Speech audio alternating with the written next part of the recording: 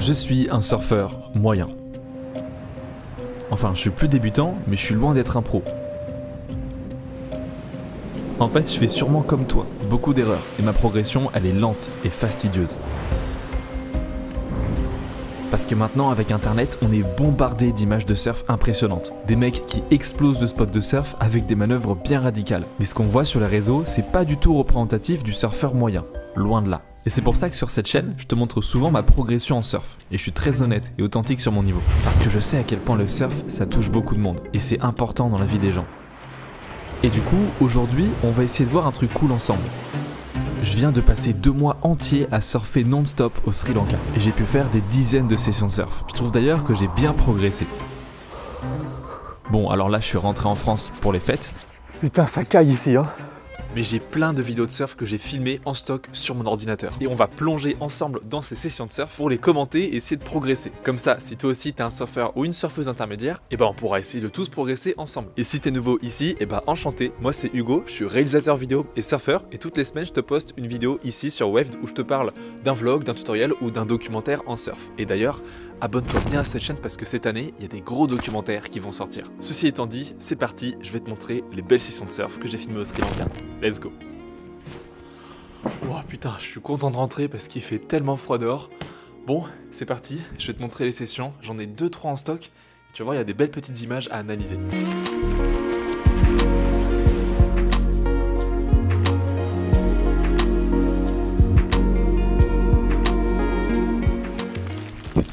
Ça y est, on est parti devant l'ordinateur et on va commencer avec la première session de surf que j'ai à te montrer. Alors je te montre la session totale, hein. Il n'y a pas d'artifice, je te montre même les vagues où j'ai foiré, comme ça tu vas vraiment voir toutes les erreurs que je fais. Une petite session dans mon spot habituel et j'ai bien sûr pris la Notox avec moi. Après ce jour-là, il me semble que j'avais eu du mal à démarrer, j'étais un petit peu lent au début, donc on va voir ce que ça donne et j'espère que tu vas apprécier cette vidéo. C'est parti. Salut, j'espère que tu vas bien. Bon, il doit être 7h du mat, je t'emmène surfer avec moi aujourd'hui et je vais te commenter ma session, je vais te montrer les belles comme les mauvaises vagues. J'espère que tu vas kiffer et puis c'est parti, let's go.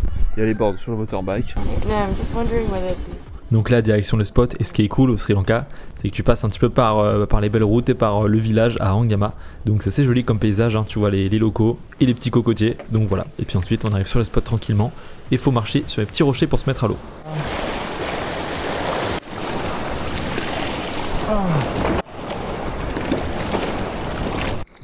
Ce spot là, c'est un spot où il n'y a pas beaucoup de monde qui va. Alors je te dirai pas le nom parce que j'ai pas envie que ça soit trop collé non plus, mais grosso modo c'est parce que la vague elle est assez rapide et qu'il y a quand même beaucoup de rochers, donc c'est facile de se faire prendre et puis de rester un peu coincé. Donc les gens ils ont généralement un peu peur d'aller par là. Et là tu vois, première vague, j'ai un petit peu du mal à être bien réactif et je me suis fait rattraper et à la fin je tombe.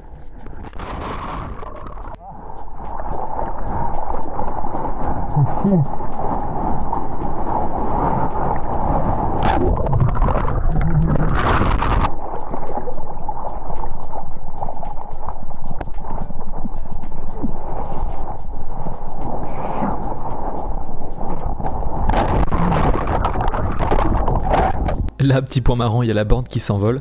Et en gros, pourquoi est-ce que j'ai pas réussi à plaquer le petit re-entry final? Je pense que c'est un certain manque de technique. J'ai du mal à vraiment savoir où placer mes appuis à chaque fois et je fais souvent des erreurs. Et puis surtout, il y a un giga problème de regard. Je pense que j'aurais dû envoyer le regard en bas de vague une fois que moi j'étais en haut pour que du coup le haut du corps suive et puis fasse tourner la planche. Mais là, comme tu peux le voir, mon regard est dirigé droit vers la lèvre et pas forcément vers le bas de la vague. Parce que je pense juste que j'avais peur de tomber sur le rocher et donc j'ai pas forcément osé regarder. Là, cette vague est fermée, donc simplement un mauvais choix de vague.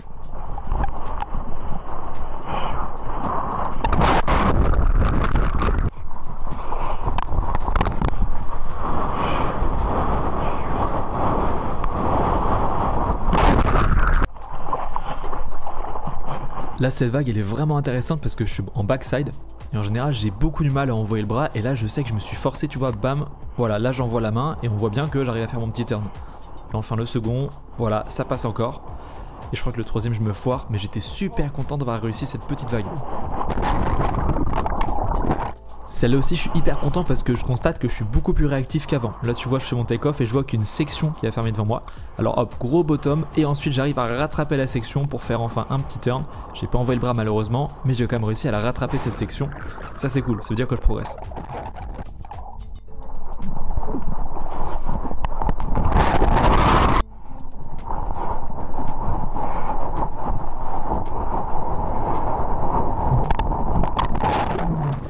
Maintenant, deuxième session de surf et c'était également au même endroit. Et ça, c'est un truc que je kiffe, c'est vraiment pour progresser, je pense qu'il faut réussir à répéter les mêmes mouvements encore et encore avec des conditions similaires. Parce que du coup, tu peux comparer au jour d'avant et vraiment voir où est-ce que tu progresses et puis c'est où les points où tu as du mal. Et ça, c'est un avantage que j'avais au Sri Lanka, c'est que je pouvais tous les matins aller surfer quasiment au même spot tout le temps. Donc c'est parti, je te montre la deuxième session. Bon, les petites sessions matinales, je t'emmène avec moi. Il y a les belles vagues là. Juste ici, là, il y a une petite gauche, une petite droite aussi. Il y a des gens qui surfent. Il fait beau, il fait chaud. Comme d'hab, on prend la petite Notox 5.8, 30,5 litres. Parfaite. Parfait pour progresser ici. Allez hop, c'est parti. Ce qui est chiant, c'est que sur ce spot, pour réussir à rentrer, faut pêcher genre là. Et il y a des espèces de gros rochers là qu'il faut bien éviter parce que sinon tu t'exposes les mains. Et le rocher glisse sa mère. Oh. Voilà. Ouh.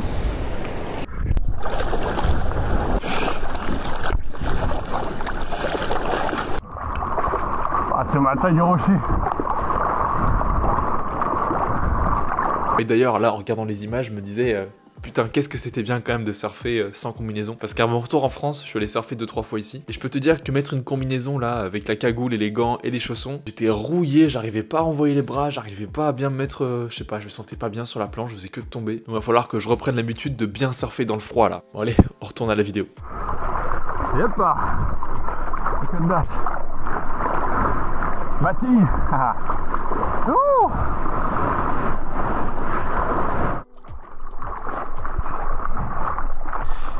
On commence avec la première vague, alors malheureusement celle-là était assez molle, j'ai rien trouvé de spécifique à faire, il y avait un petit take-off et ensuite je voyais bien que c'était mou, tu vois, ça creusait vite fait mais bon il n'y avait pas grand chose à faire. Et à la fin j'ai décidé de partir parce qu'il n'y avait rien à faire dessus. Ce qui me frustre en fait dans mon surf c'est que je sens que je suis capable de faire des trucs mais j'ai l'impression d'être vraiment trop coincé. Faut vraiment que je me force à envoyer les bras et à être plus à agir comme une espèce de ressort. Là tu vois sur ce plan là, on voit bien que mon bras droit, mon bras avant, il reste quasiment figé au même endroit tout le temps. Je l'envoie des fois légèrement mais ça se voit que ça manque de prise de position, de je l'envoie bien bas pour ensuite essayer de faire tourner le reste du corps. Wow.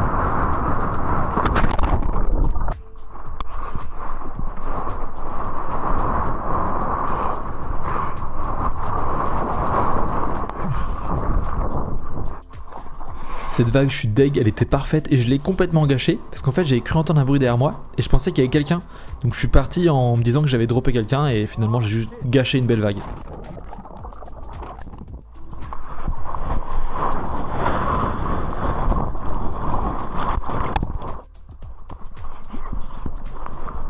Sur celle-ci qui est très sympa, je me lève et je vois que j'ai besoin d'aller prendre un peu de vitesse pour aller à une prochaine section. Et au bout d'un moment, je la repère. Voilà ici, petit bottom turn. Et là, bam, j'arrive à bien regarder en arrière pour faire le cutback. Donc c'est là j'étais assez content.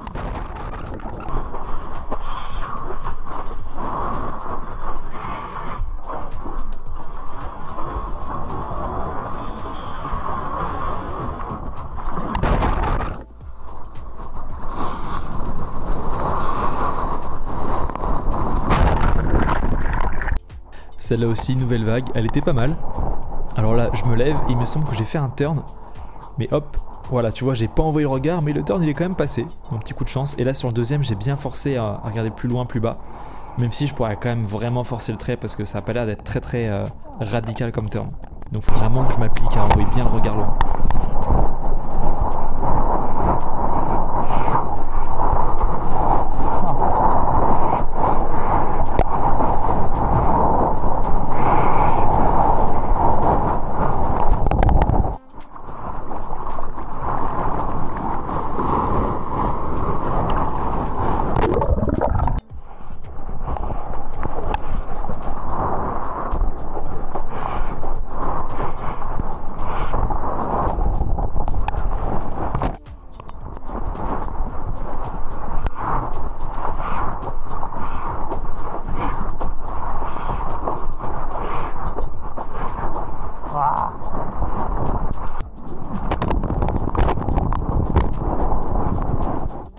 C'était bien sympa. J'ai pas fait des top turns super top, mais j'ai réussi à faire des bons petits cutbacks, donc je suis content, je sens que je progresse là-dessus. Au niveau du regard, le fait d'envoyer bien les bras, c'est vraiment cool, c'est encourageant. Et là je vais rentrer, je vais taffer un peu pour un petit déj. Voilà, je suis crevé. Enfin la troisième session, celle-là était un peu particulière parce que le spot il était pas forcément bien activé, les bancs de sable sont pas très bien placés et les vagues étaient bizarres pour être honnête, j'ai eu un petit peu du mal. Et surtout j'ai pris quasiment que des droites, alors je suis pas trop fan de mon backside, je me sens pas à l'aise, je suis pas bien en backside. Quand t'arrives à envoyer un bon turn qui passe pour une fois en backside, c'est vraiment un kiff et je trouve limite que c'est plus kiffant qu'un turn frontside. Donc du coup je te montre la session, j'ai pris quasiment que des droites et j'espère que tu vas kiffer. Salut à toi, bon là on est à Angama, on va aller surfer un petit spot que j'aime beaucoup. Je t'emmène avec moi. Et là je vais mettre un petit peu de crème solaire sur la gueule. Je prends bien sûr la Notox avec moi. Je sais je ressemble à rien mais bon moi ça me protège du soleil. Et puis voilà quoi, let's go, je t'emmène.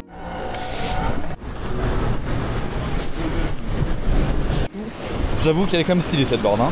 On se rappelle la Notox toujours. Allez.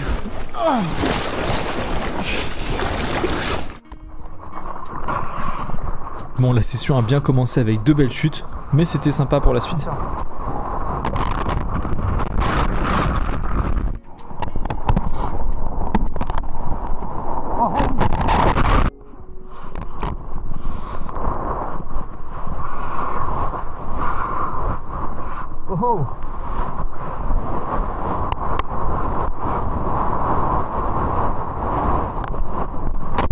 Sur celle-là, la vague se ramollissait, mais j'ai quand même réussi à bien me forcer à envoyer le bras et puis ramener la planche ensuite un peu plus vers la mousse. Donc je suis content.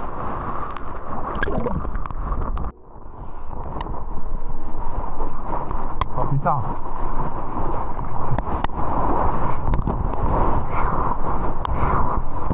Putain.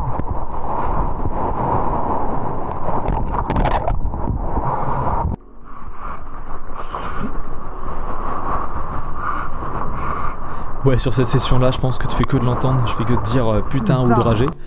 Parce que j'arrivais pas forcément à surfer comme je voulais, mais bon, au moins, tu vois, c'est ça, c'est de s'entraîner et à chaque fois que s'améliorer petit à petit.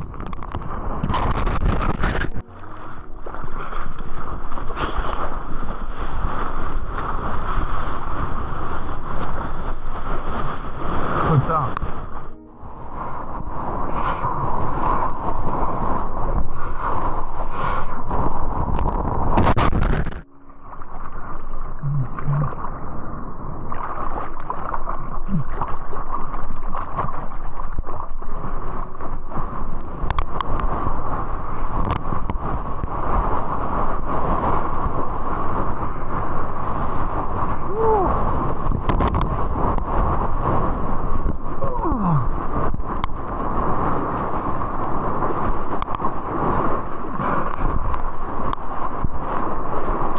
Grosso modo, je suis vraiment content parce que je me trouve plus dynamique qu'avant sur mon surf. Même si j'ai encore beaucoup de progrès à faire, notamment dans le regard, pour envoyer les bras, pour regarder au bon endroit, tout ça, je trouve qu'il y a vraiment des améliorations notables par rapport à avant. Et ça me conforte dans le fait que, voilà, je progresse, gentiment mais sûrement, et ça fait plaisir de voir ça. Après, je m'en rends compte parce qu'aussi, je filme souvent mes sessions de surf, donc j'ai beaucoup de moyens de me comparer à moi d'avant, et je sais que c'est pas le cas de tout le monde. Mais c'est vraiment un truc que je t'encourage à faire, c'est de parfois demander à un pote de te filmer quand tu vas surfer.